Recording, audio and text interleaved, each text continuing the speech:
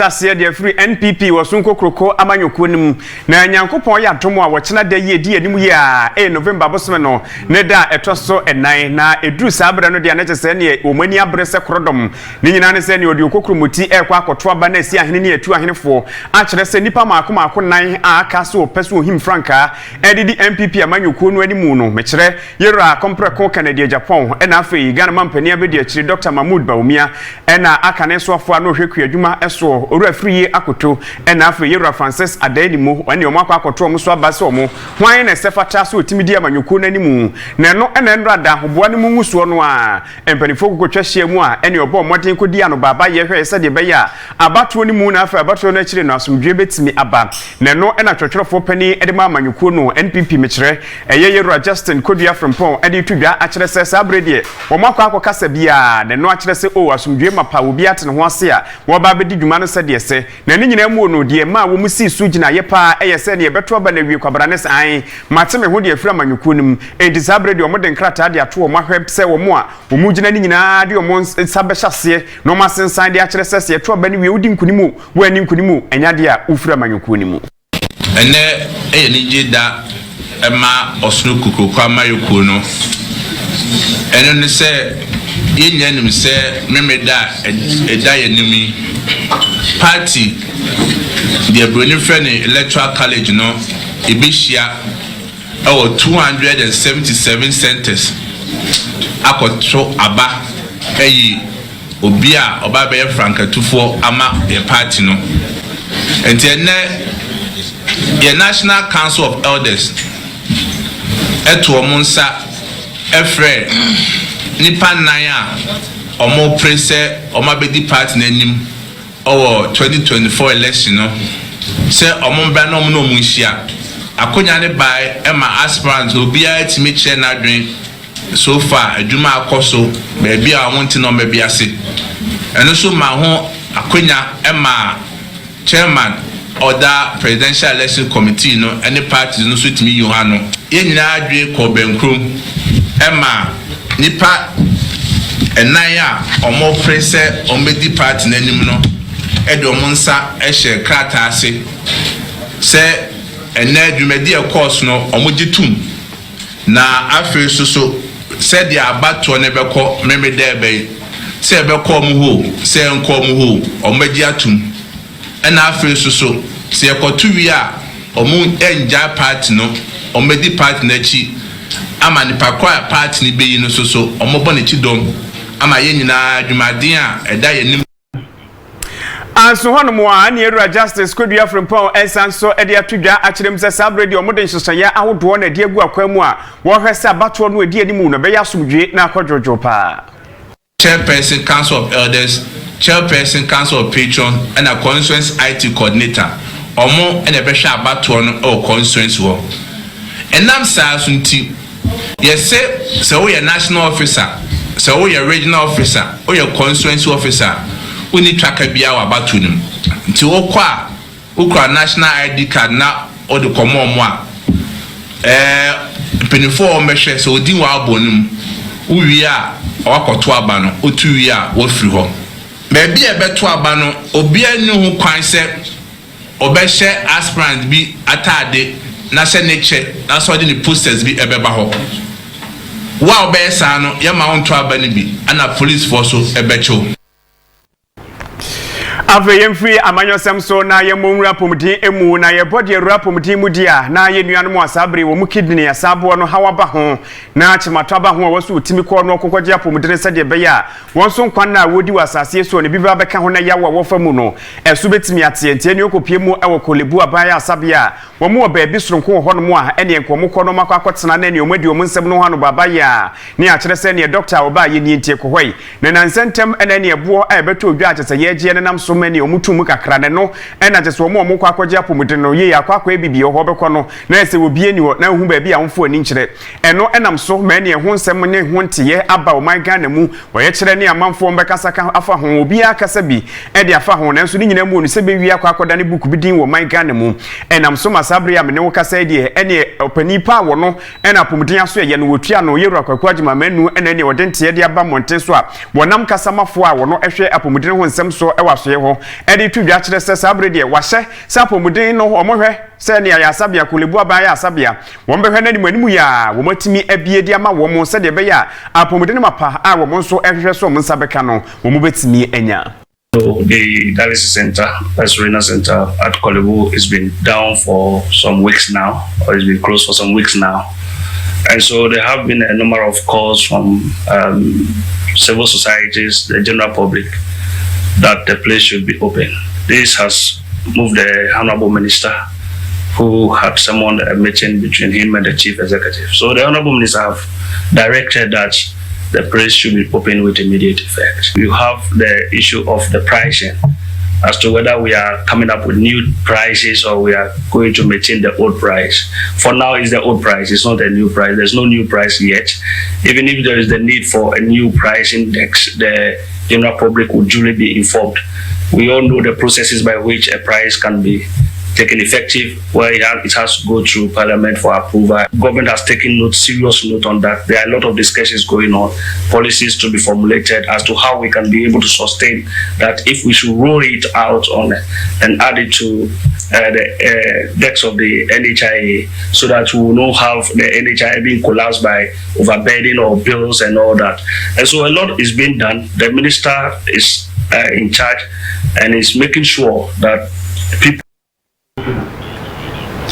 na nu nyina akire no sabre yenkopie mu ewo mrahye na mrahye mu ayekwa akogina no ene chese ne de aba betwe ho ene se da so a kidini ho nsensem ne apomudene ho nsem a ejentre ha ewo manka na mu ene yekopie mu ewo mrahye a edom kuma no ene panimpa wo no ene abedwaku a ya pausa apomudene ho nsem ene omohwe no mtoto ene wo ye ranking member ewo ho yero akwabena minti akando ene osore no se Mr Speaker no se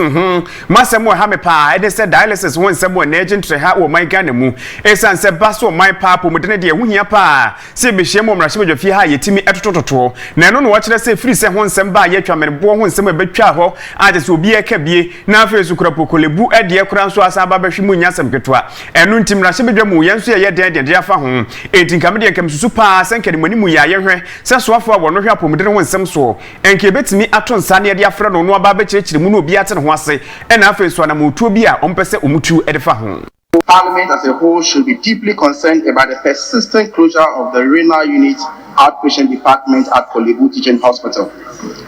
This situation has far-reaching implications for the well-being of dialysis patients in Ghana and raises serious questions about the commitment of government to transparency and accountability in our healthcare institutions. In the initial case of the facilities closure, was attributed to scarcity of essential medical consumables required for dialysis. When dialysis medical consumables were finally procured, the service saw an unprecedented increase in fees from 380 Ghana cedis to 765.42. The Minister of Health and the hospital administration must, as a matter of priority, address this situation. The denial of essential healthcare services is a severe violation of patients' rights and a breach of public trust. We implore the government to work diligently with the hospital to rectify this situation and uphold its commitment to providing accessible and affordable healthcare service to all citizens. The paramount objective must be the prompt reopening of the renal unit outpatient department and the provision of essential subsidies to ensure that healthcare services are accessible and affordable for all citizens. Brana no si ya pe ena trene edemadom dodo e wo mrahye badwafie yero Frank anodom pre enso de na no tumbi no kire se apomuden ho nsem de obi enu obeka wa ha ne ebe enu amanyosem de biara da wose enyina ebo modede efo so enti asem o maka na wose enyina ye hwe na ye hunu ne se ne ebe soafo abono ena ohwe apomuden ho nsem so wo beba begina bedwasere de na ne ode egu bedwasere de na obi aso atimi atene ho ase na hunu ne se nhyehyɛ pa ye de egu akwan mu ne ye hwe ye nuanom a ewo so omokɔ na dialysis wo musu kokɔgye bie no wo betimi enya apomuden emapa. We associate myself with the call for the Minister TV program to appear. That is something we cannot compromise on. He must appear. And especially in a matter about the lives of our citizenry, we can't take for granted. It can happen to any of us. And so I'm fully associated with that call. It's about the lives of our people. Whatever it takes, he must appear. We must program him to appear and to brief us. Immediately, the Kolebu renal unit should be open immediately. And there are some other actions that have been taken. That is why I'm emphasizing the call. As we need you to bless this call, that the minister should be programmed to come and make this statement formally on the floor of Parliament. He can't sit in his ministry and engage the media and make this statement. He must come to the representative of the people and make this statement formally in the House. Neno enamra sebedwa mu chiamia wotoso mienu eye Andrew Amwako asiamade tudwa kyerem se monsem amaka nyina no mate to asum papa enti ehunu behia se ne animu ya wopani a wono hwe apomuden ho nsem so yewura akwaku agima manu wobepie mu ewo mra sebedwa fie no no so nkyeremu bia wowo ene de ate aka kyere bia no ode besom yen to come and brief us on the closure of the renal unit outpatient department and the upsurge of kidney-related problems in Ghana. I mean, the minister should come and tell us something. Almost everywhere people are talking about the kidney-related problems. He should come and tell us if the NHIS issue can also be captured in relating to kidney-related issues. I mean, he should come and tell us and to the extent the whole nation. So that is my directives. Yeda so ejina my Ghana mra sebedwa mu na ho na yegina no sabrede asoya wo hwa manane ensem so ene ekwa akogina mo nchen na yeduru ho no mu ase wa wani tua se na ekopie mu ewo Israel hwanwo ehwanwe kora ho huru butubutu nyina ne se ne ewo mo te Gaza mpapre so Hamas fo ena afi Palestine fo mu nyina wo mo nti omo ho ase enam so me na dia ne etopa yekodi ewu epai na epai na se wo mo a edi omo kwanse do enye asemketo ampimanim ena edi omo kwanse do enam so makana de hye bi asase ensunu bugem edi omo nsegu mutia wo mu twaja adwo ni nyina ne se ne Ghana ye ntimi ntena ye to so ba bia no ye nam ni nyina ne se ye kwa akopeka kra ye beba bedi de no ena omo nsem omo buza se ne Ghana de hye bia ne omko Israel wo mo omko sua de wo mo omko so omko ye adwuma wo mo so ene omudwumadie bi nti na de omo akwa akopie ho sabre wo mo ho kra te sen ene enti hwi eno nam so amasofo abedi akira wo no ena eni amano ne nsem ehwe omo nsa ye Ewura Mavis ena odi tudwa kire se ba bia akwa akoduri de aso ye no sugu so omo ye omo adwuma pa na omo ahwa ye ntotoye kama ahuso obia nso ejina ne naso aje se boni bia enya ntu obia ne no wo kire se sabre de wo mo de omo hwehwehwia wo mo nte ye se Ghana ni de hye bia ho akwa akokire no anase bia topa ekode ewu etoto no wo bi ho akwa akokka adwa mu etesa na nso ni nyina mu no wo mu ntimi nso nsanfo mo nsansi omo bu people enka so obia ehun nkokka adwa mu anase bibia etesa na emom ente ya wo mo te wo maso ye ho ni nyina kire se de Ghana ni bia wo ho no ne ho yara. In a press release on the 8th October 2023, the government of Ghana unreservedly expressed its condemnation of Hamas's attack and actions and retreated Israel's right to exist and defend itself. The statement further called on Hamas to withdraw its militants from southern Israel and urged the government of Israel to also exercise restraints in its response to Hamas's attack. The African Union, on its part, issued a communique in which the chairperson called on both parties to put an end to the hostilities and return to the negotiation table to implement the principle of the two-state solution. Mr. Speaker, let me conclude by indicating that although the disastrous nature of the conflicts has raised so many concerns about the welfare of Ghanaians in Israel, our mission in Tel Aviv has reported that no Ghanaian has been caught up in the attacks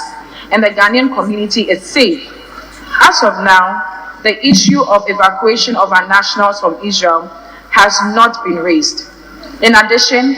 our mission is in close contact with the leaders of the Ghanaian community and is providing the ministry with the updates on their welfare, and we provide the general public with updates pertaining to the welfare of Ghanaians in Israel. And the honorable Mavis and Cancer and your Gogotia no Yenina we so na yemfa no pa no nsiabremu akanka se boy yebobo anu ni nyina no yemfansi e wahane this is ano de yemfa sedare mpemasi edu no enkoma Lucky Herbal Hospital mesrewada yere hama ene nubnani no ntini ba begina so na yade no adwane na mudum sakoda bone ye twa ne to ho no mewu wafiri widie no mamu anya hoden papa bi wona agina na so awokọ no mesrewo akabo so me no ba akopẹ we twam a ne se no ano bronya no ene egusu aye ba bedie no memfa yade enkonkodi bronya no mesrewada Lucky Herbal Hospital etu ase de ma o my Ghana for na ba bia no yate asete e wo ho no mo a ye kese pa no de egomua ogwa krom ene ebutu abetimi ne yedi nsa wo so abra no o mada mentia no pa yi mi ameje pini kenkan Kaseɛ no de som wo mitin obi ka chire fifi owusu o chire yere wase mamu ne hwa